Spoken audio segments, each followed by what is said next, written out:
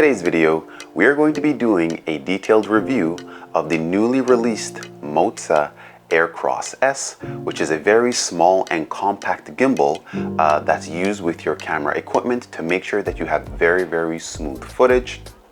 This particular gimbal comes in at a very respectable price point, and for that price point you're getting a whole lot of different features. Now, in order to sort of assist me with this breakdown, I also have here the Moza Aircross 2, which is an older gimbal but does have a bit more features and more capacity. However, with that being said, this doesn't necessarily mean that this is going to be the better gimbal for your personal setup. So there are definitely some features that are offered by the Moza Aircross S that I think that most users might find a little bit more convenient and might value a little bit more. So without further ado and without wasting any more time, let's get into the detailed review of the Moza Aircross S.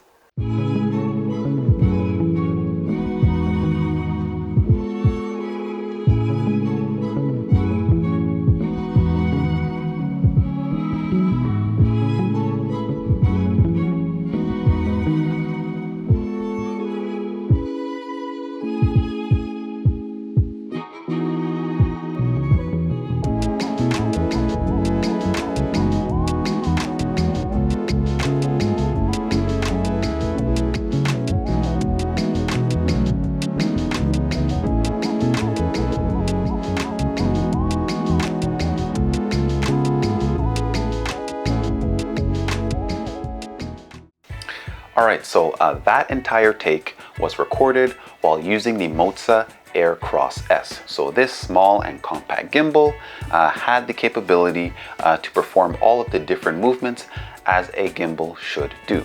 One of the key differences between, let's just say, the Moza Aircross S and the Moza Aircross 2 is going to be the capacity or the payload that each gimbal can handle in terms of weight. So naturally, the Moza Aircross 2 is a bigger gimbal, so it has a different weight capacity, and the Moza Aircross S is a smaller gimbal, so the weight capacity is going to be smaller.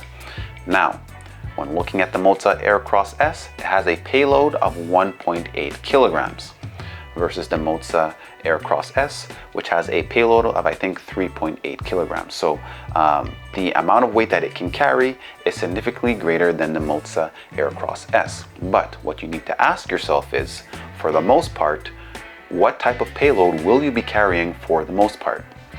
Now, in my case, I tend to use my Sony a7 IV, which I'm using to record myself right now. And the body of the camera alone weighs approximately 660 grams.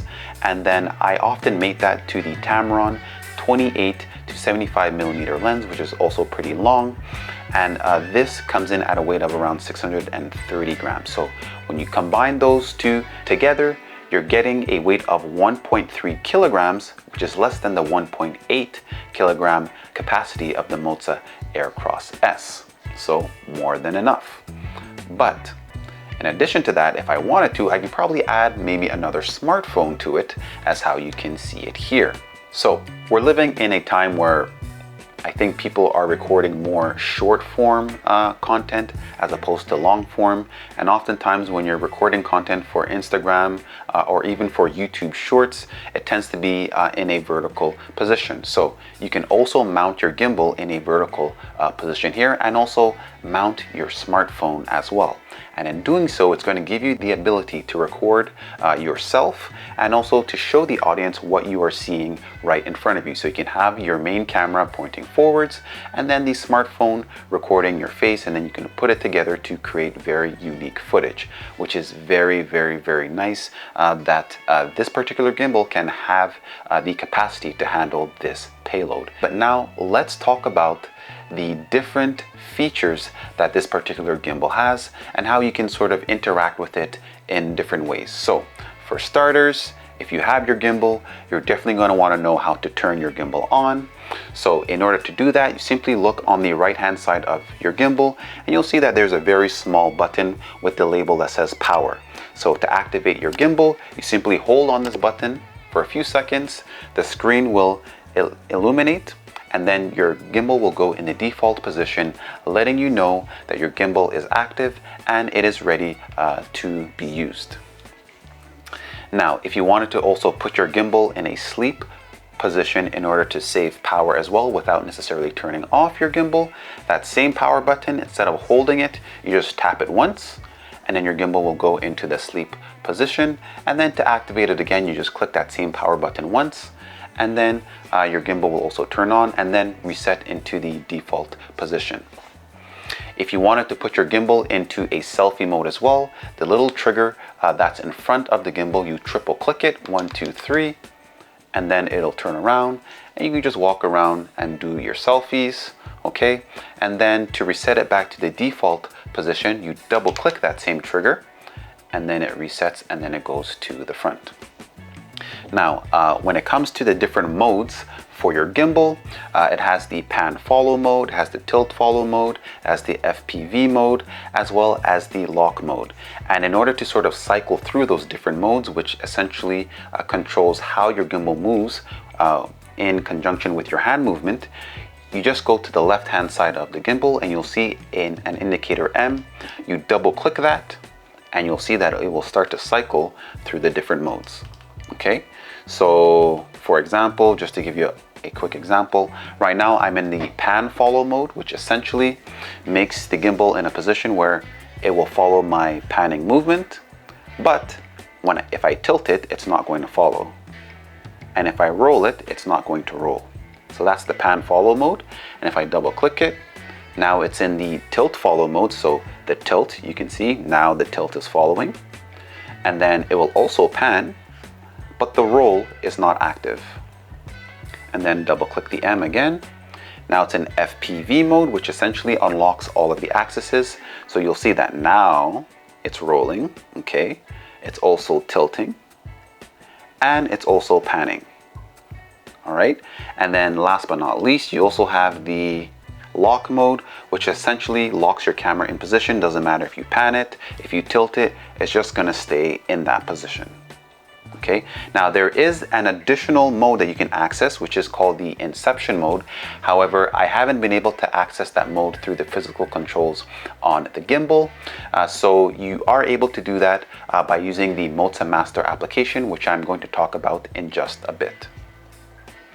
All right, so in addition to that, you'll see that there's also a joystick here that you can use to smoothly control the gimbal as well.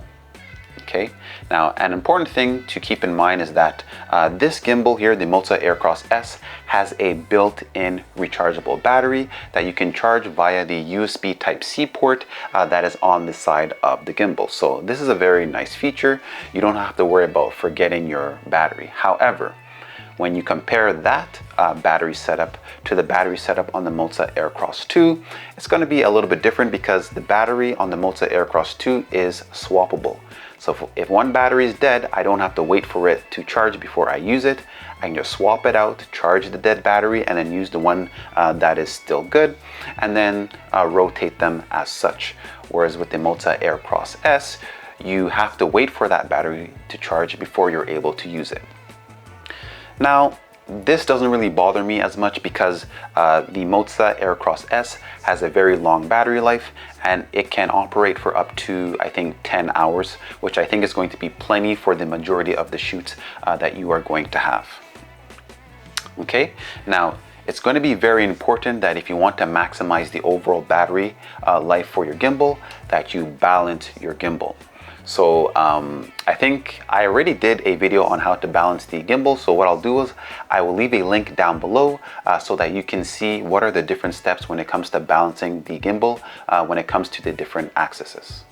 Now let's talk about the different functions and features that you have access to while using the application. So you can just start off by downloading the Moza Master application. For me, I'm using an iPhone, so I downloaded that through the Apple App Store. That's here. And once you do that, you open up the application, and then when you do that, you'll see that there's a whole list of different Moza products that you can connect to via Bluetooth. So in our case, we're using the Moza Aircross S, so I would just select that, as the option, and then you just click on the little squares there, and then that's going to sort of open up the screen and give you some information on the gimbal. In this case, it is also showing the battery level, which is at 56%. So a nice status update that it provides you there. Now, one of the great things about this application is that it gives you the ability to interact with your gimbal wirelessly. So by clicking on the remote control, you'll see that there is a virtual joystick, and in sort of interacting with this joystick, you'll see that it will start to move the gimbal in the desired direction that you want. And you can also sort of reset it back to the default position. But let's just say that the joystick is moving, I don't know, a little bit too slow for your liking. If you wanted to adjust the speed, you simply click on the speed button that is at the bottom, and then you can just adjust the pan to make it a little bit faster, but leave the tilt. And in doing that, you'll see that it'll start to pan a little bit more quickly, but the tilt is going to be at the same speed. But let's just say you wanted to make it extra slow and smooth. You can also do that as well.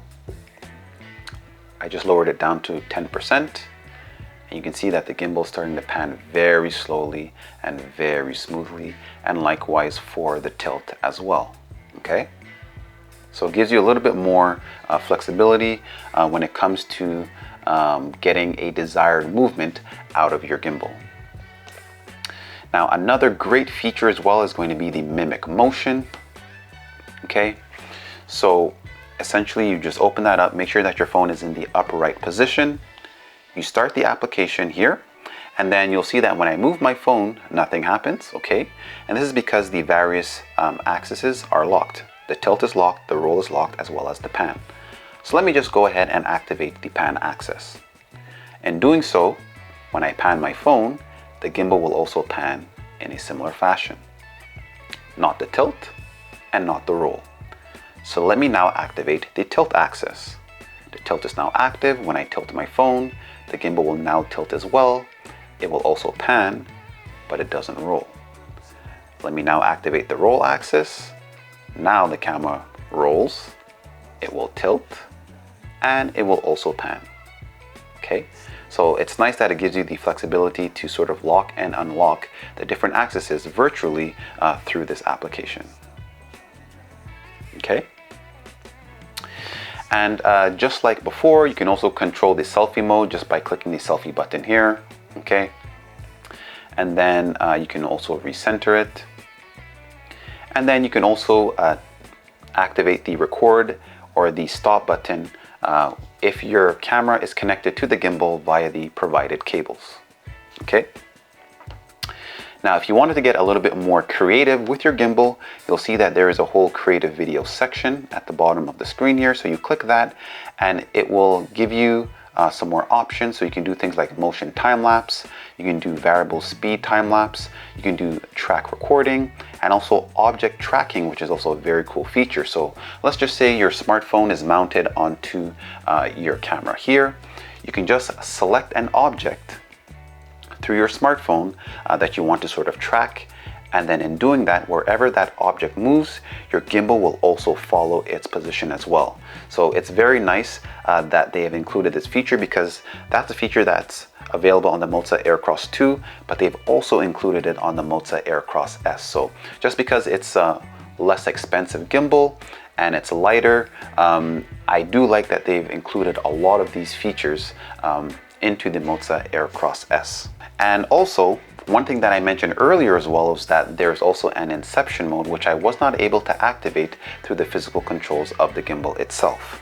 So by clicking the inception button, it essentially gives you kind of like a new mode where you can essentially, it'll lock the camera in this position, and then you can just use the joystick to sort of turn it around on like a 360-degree angle, which gives you like a very unique shot if that's what you sort of want in terms of a look.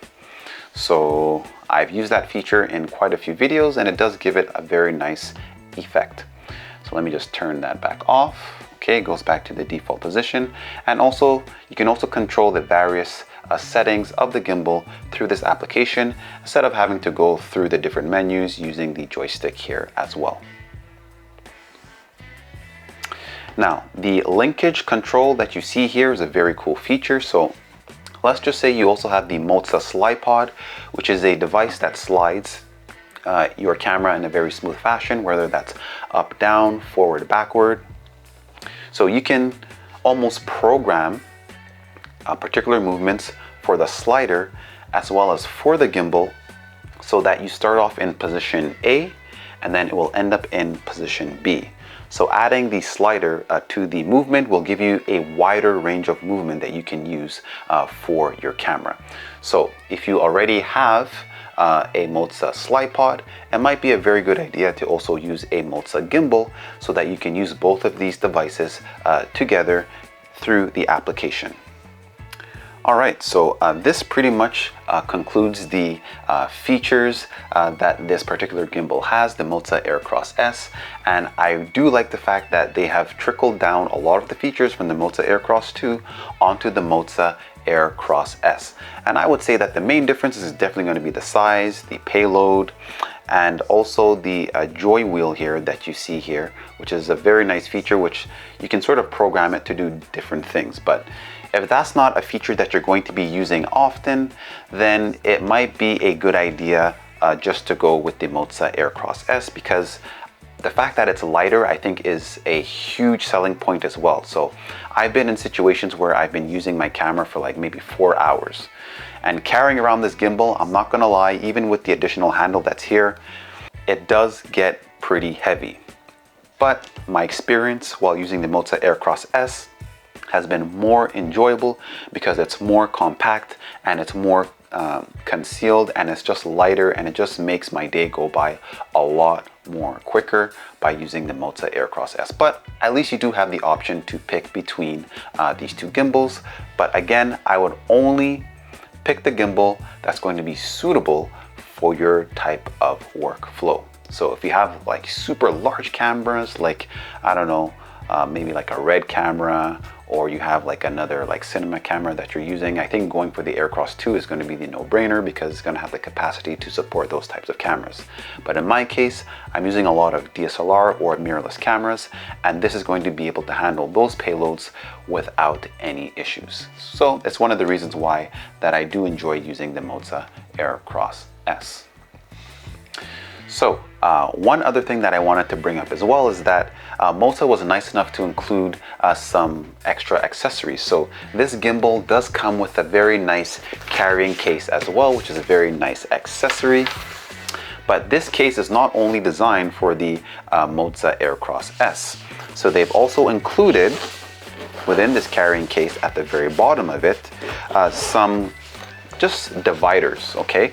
So let me just take out the foam that's here.